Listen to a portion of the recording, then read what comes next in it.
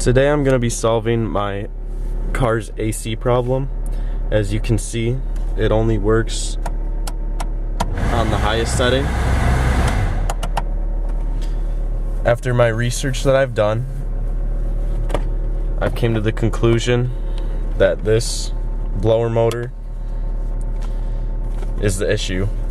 So I'm going to be trying to replace that and learning along the way. Okay, so I've already disconnected the battery terminal. Now this is the part. I believe it's behind the glove box, so I'm just gonna see if I can remove this.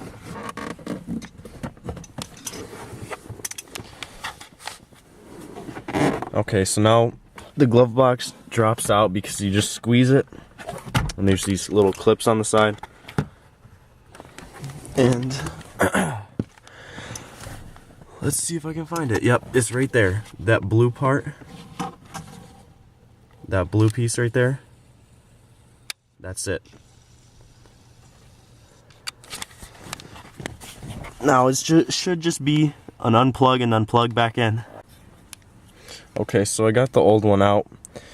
It was actually pretty difficult because the screw is kind of stripped and it's at a weird angle, so time to put the new one in. I'll probably get new hardware for it.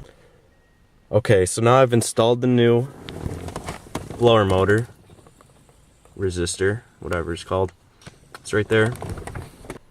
Reconnected the battery terminal. Let's start it up and let's see if it works.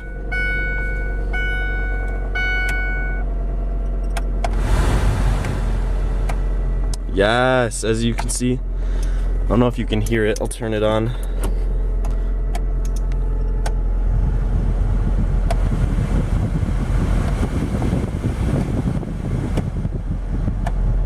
It works kind of weak on one. I don't know why that is.